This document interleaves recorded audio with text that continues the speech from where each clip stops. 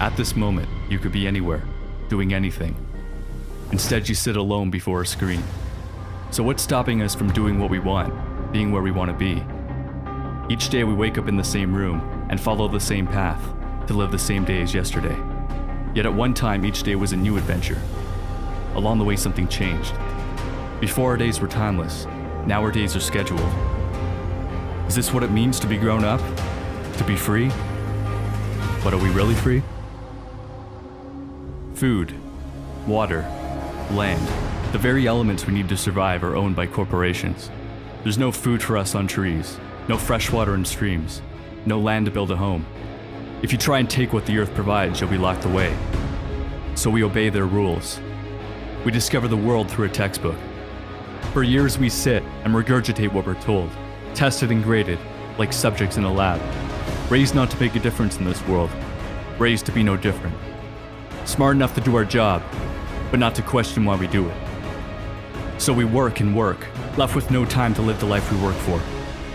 Until a day comes when we are too old to do our job. It is here we're left to die.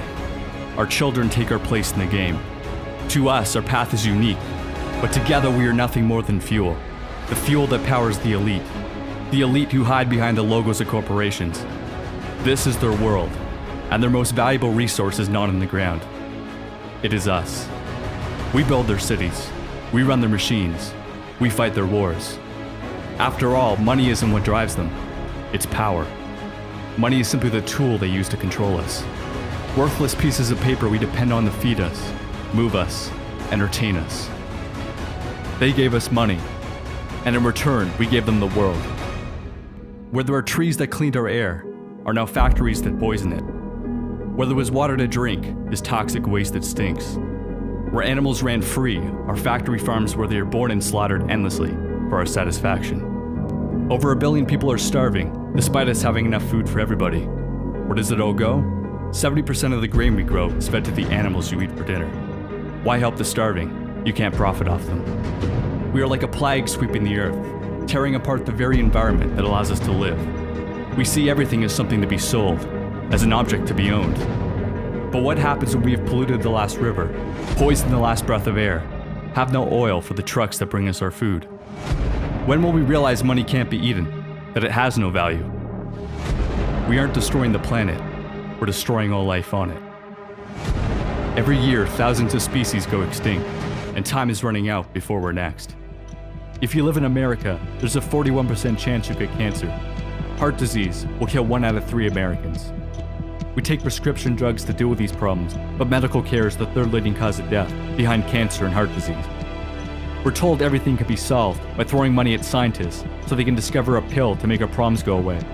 But the drug companies and cancer societies rely on our suffering to make a profit. We think we're running for a cure, but really we're running away from the cause. Our body is a product of what we consume, and the food we eat is designed purely for profit. We fill ourselves with toxic chemicals, the bodies of animals infested with drugs and diseases. But we don't see this. The small group of corporations that own the media don't want us to. Surrounding us with a fantasy we're told is reality.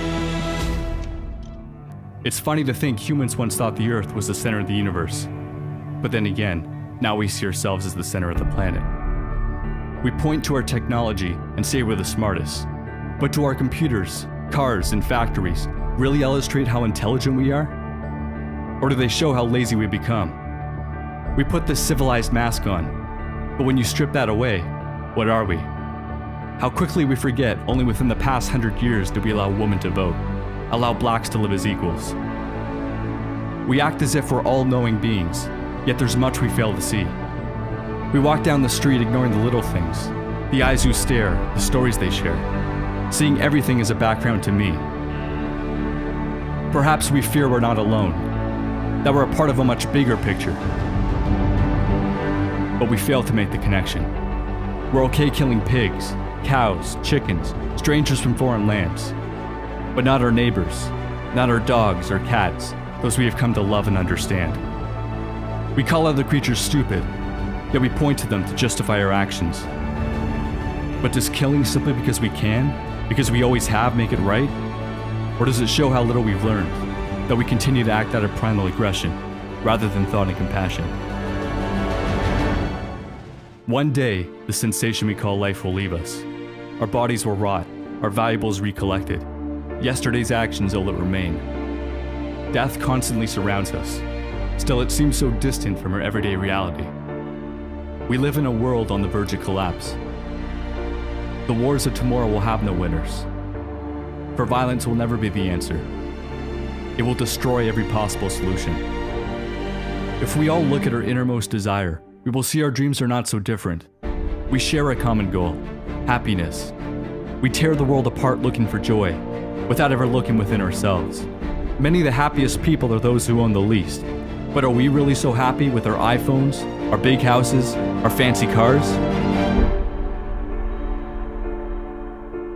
We've become disconnected, idolizing people we've never met. We witness the extraordinary on screens, but ordinary everywhere else. We wait for someone to bring change, without ever thinking of changing ourselves. Presidential elections might as well be a coin toss. It's two sides of the same coin.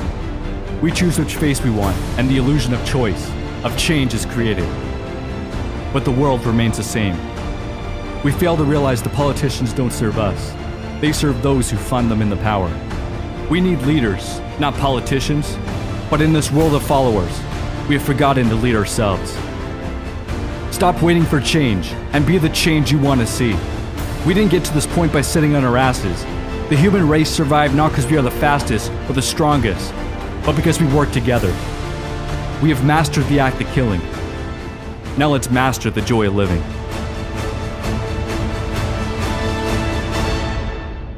This isn't about saving the planet. The planet will be here, whether we are or not. Earth has been around for billions of years. Each of us will be lucky to last 80. We are a flash in time, but our impact is forever. I often wish I lived in an age before computers, when we didn't have screens to distract us. But I realize there's one reason why this is the only time I want to be alive.